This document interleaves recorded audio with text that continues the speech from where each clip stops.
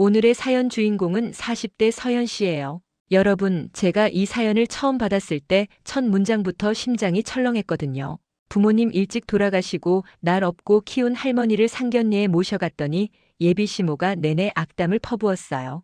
이렇게 시작합니다. 사연은 길고 감정선은 더 깊어요. 제가 천천히 여러분 옆자리에 앉아서 차분히 읽어드릴게요. 중간중간 어떻게 사람이 저럴 수가 있지? 싶은 대사들이 나오는데요. 대신 끝에는 꼭 사이다가 나온다는 약속 먼저 드릴게요. 서연 씨는 스스로 말합니다. 제가 39에 연애를 시작했어요. 김도윤 동갑내기였고요. 부모님은 사고로 일찍 돌아가셨고 저는 사실상 외할머니 손에서 컸어요. 할머니가 저한테는 엄마 아빠 다였죠. 제가 대학 붙었을 때 우리 서연이 고생했다 하면서 장롱 밑바닥에서 봉투 꺼내주시던 그 손 잊을 수가 없어요. 둘은 어플이 아닌 오프라인 봉사활동에서 만났대요. 폐지 줍는 어르신들 야간 반사조끼 배포 봉사셨어요. 추운 밤 서로 장갑을 나눠 끼다가 정이 들어버린 거죠. 도윤 씨는 자상했고 적어도 겉으로는 그랬어요. 할머님이 계신다니 너무 든든하고 좋다라며 먼저 찾아뵙자고 할 정도였대요.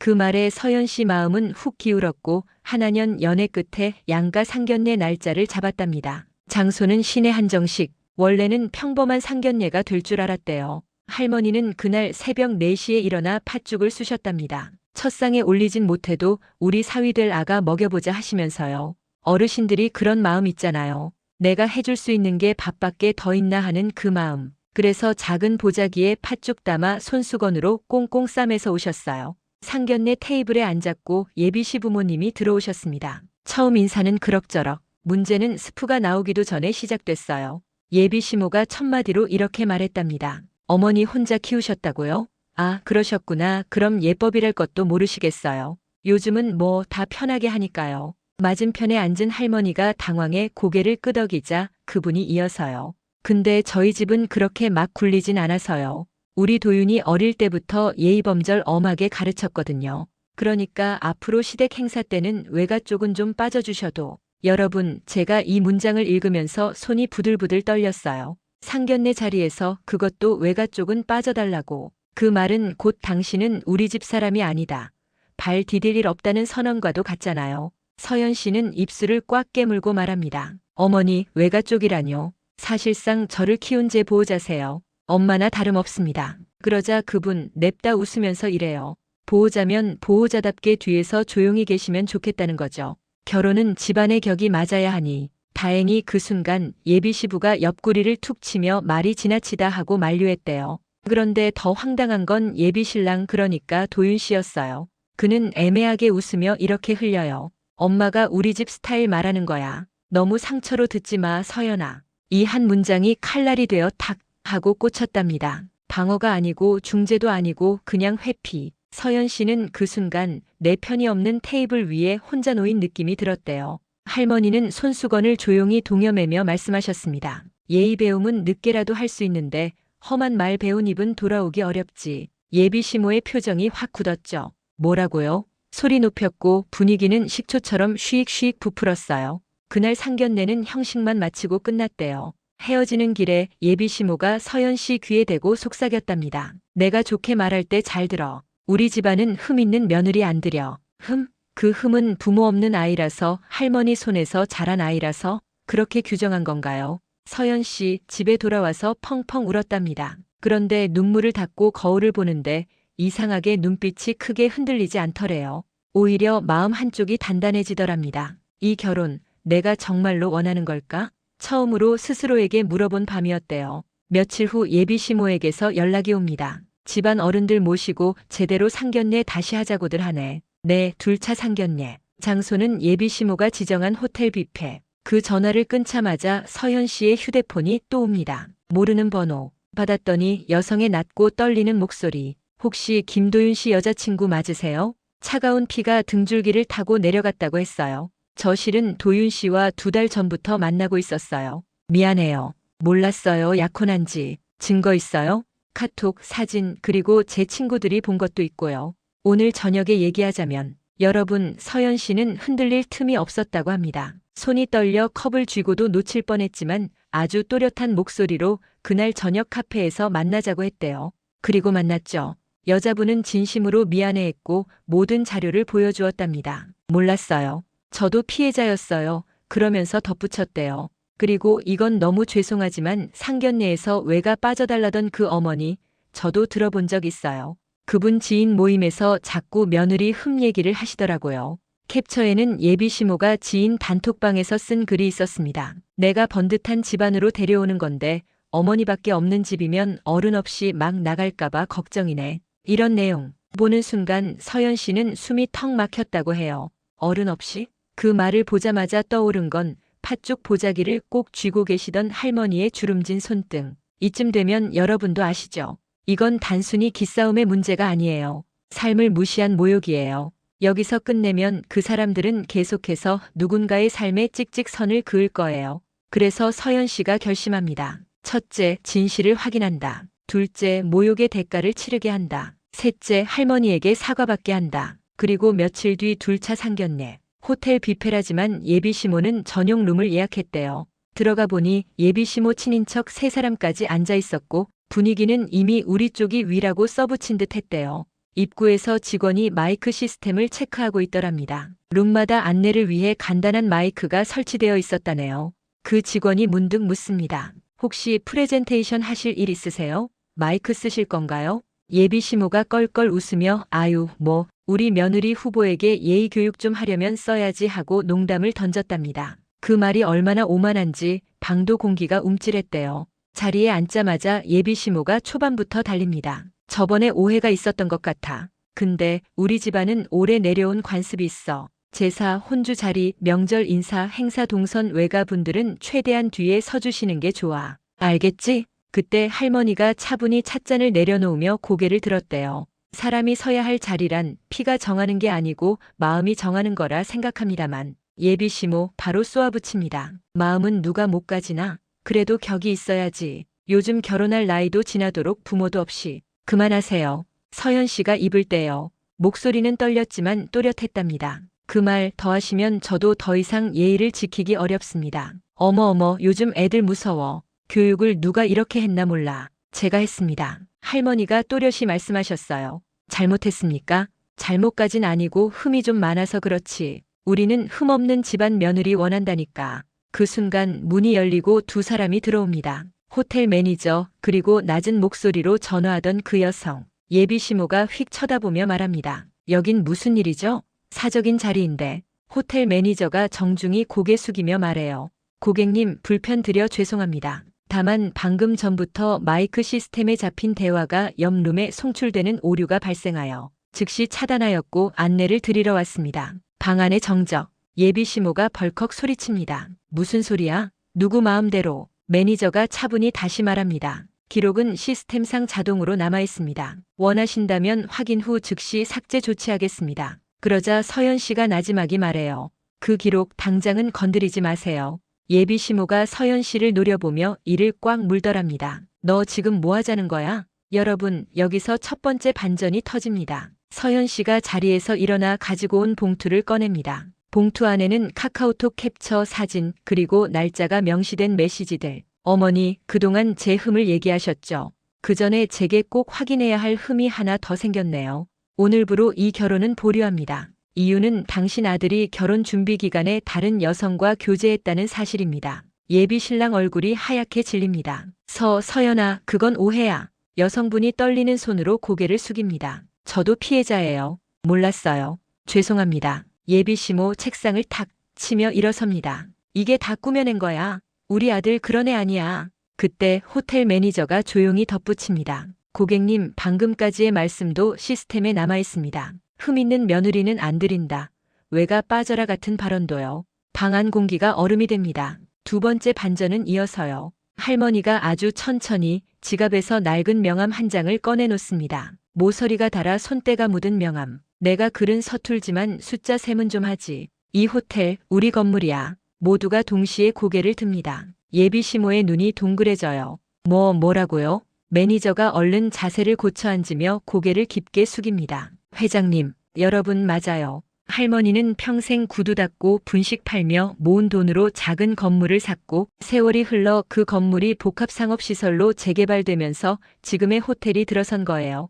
명의는 할머니가 지키셨고 경영에는 참여하지 않았지만 주요 의사결정 때 늘 자문을 하셨답니다. 할머니가 이어서요. 내가 막 살았으면 이런 명함 못 갖고 있었지. 흠 많은 노인이 이런 걸 지켜낼 수 있었겠나. 예비 시모의 입술이 파르르 떨립니다. 그건 그러니까 우연이죠. 서현 씨가 말해요. 우연이면 더 좋겠어요. 제가 바라는 건 격과 체면이 아니라 예의였으니까요.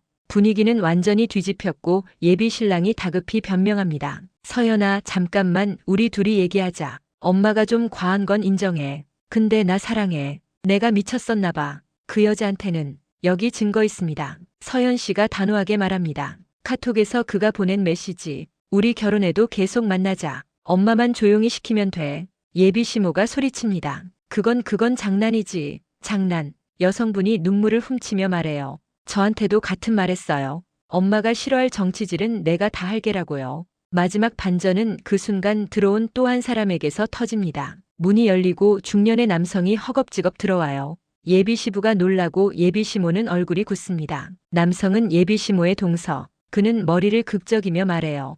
형수님 큰일 났어요. 형수님이 우리 조합 단톡방에 올린 글이 밖으로 퍼졌어요.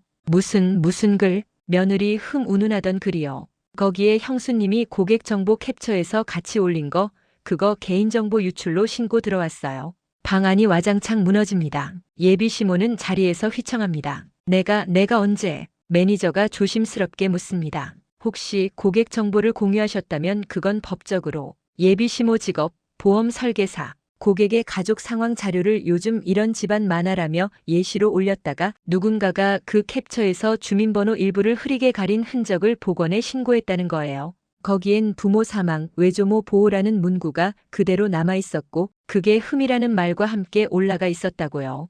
여러분, 이쯤이면 사이다 냄새가 슬슬 올라오시죠. 하지만 서연 씨는 고개를 숙여 울지 않았대요. 대신 아주 차분하게 마지막 말을 꺼냅니다. 오늘의 목적은 두 가지였어요. 하나, 진실 확인. 둘, 사과. 그런데 지금 상황을 보니 사과를 강요할 필요도 없겠네요. 기록은 지키겠습니다. 그리고 이 결혼, 여기서 끝입니다. 예비 신랑이 의자에서 벌떡 일어나 손을 뻗어요. 미안해, 진짜 미안해. 할머니가 그 손을 가볍게 쳐내며 말합니다. 사람은 누구나 미안할 수 있지. 근데 미안하단 말이 사람을 되돌려 놓지는 않는다. 그러고는 조용히 자리에서 일어나 호텔 매니저에게 한마디 건넵니다. 이 방은 오늘 내 이름으로 계산하고 일은 규정대로 처리해. 그게 예의지. 매니저가 깊게 허리 숙입니다. 예, 회장님. 그날 밤 후폭풍이 시작됩니다. 다음 날 아침 예비 시모의 회사에 민원이 접수되고 개인정보보호법 위반으로 내부 조사가 시작됐대요.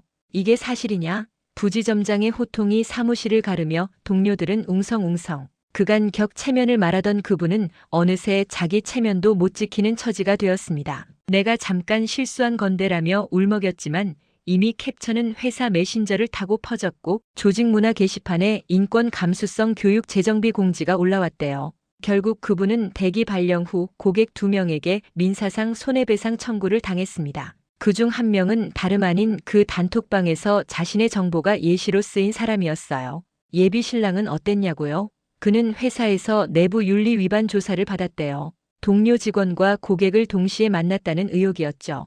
여자 문제는 사생활 아니냐는 말이 있을 수 있지만 문제는 고객과의 부적절한 관계와 직장을 이용한 은밀한 약속 장소 예약, 그리고 근무 시간 중 사적인 만남이 CCTV로 확인된 데 있었어요. 그게 회사 규정에 딱 걸렸고 인사위원회까지 올라갔대요. 결론은 지점 전보와 6개월 성과급 삭감. 그리고 여러분, 뒷소문은 언제나 칼보다 빠르죠. 사람들은 구내식당에서 수군댑니다. 그 사람 결혼 앞두고 바람났대. 엄마가 더 심했다더라. 그런 말 요즘에 누가 해. 늘 껄껄대며 체면을 말하던 그 집안의 체면, 집게로 집어 쓰레기통에 쑥 들어갔죠. 법정 장면 말씀드릴게요. 서연 씨는 처음엔 소송을 망설였답니다. 내 삶을 법정으로 끌고 가고 싶지 않았어요. 그런데 할머니가 말씀하셨대요. 괜찮다. 억울함도 세상에 보여줘야 한다. 그래야 또 누가 이런 꼴을 안 당하지. 그래서 명예훼손 및 모욕, 개인정보 보호 관련 손해배상 청구를 했고 증거는 충분했어요. 호텔 시스템 로그, 마이크 송출 오류 기록, 캡처, 단톡방 원본. 재판장 앞에서 예비 시모는 고개를 푹 숙이며 말했대요. 그때는 제정신이 아니었습니다. 판사가 말합니다. 말은 습관에서 나오고 습관은 가치관에서 나옵니다. 피해자에게 사과하십시오. 결과는 일부 승소, 손해배상액이 인생을 뒤흔들 만큼 크진 않았지만 판결문 첫 줄에 피해자와 피해자의 보호자에 대한 명백한 모욕이라는 문장이 찍혔어요. 서연 씨는 그 한 줄이 돈보다 컸다고 말합니다. 친구들의 반응요? 한 친구가 그러더랍니다. 야, 너 진짜 드라마 같다. 근데 드라마보다 더 사이다다. 또 다른 친구는 할머니 손 꼭 잡고 울었대요. 할머니, 저희 엄마 같아요. 팥죽 그거 저도 먹고 싶어요. 할머니는 소리 내지 않고 그저 미소만 지으셨어요. 그 미소가 그렇게 단단했답니다. 흔들리지 않는 산처럼요. 그리고 그 여성분, 서연 씨는 그분과 적이 되지 않았어요.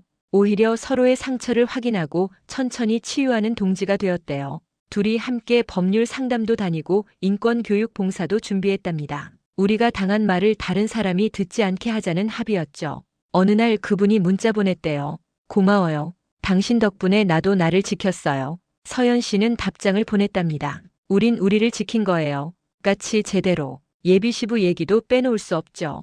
그는 뒤늦게 찾아와 머리를 조아리며 사과했습니다. 내가 아내를 말렸어야 했는데 미안하오. 당신 할머니께도 미안하다고. 할머니는 차분히 고개를 끄덕이며 말했대요. 사람은 누구나 실수해. 근데 그 실수를 누가 대신 사과해주면 안 돼. 본인이 해야지. 그리고 실제로 예비시모는 법정에서 또 카메라 앞에서 공개적으로 사과문을 읽었답니다. 그 목소리는 처음 상견례에서의 비웃음과 달랐다고 해요. 작고 떨리고 왜 이제야 이 자리에 섰나 싶을 정도로 늦은 목소리. 시간이 흘렀고 서연 씨는 결혼을 미루지 않았습니다. 다만 상대는 바뀌었어요. 여기서 누구랑 어떻게 됐다는 러브라인 말하자는 게 아니고요.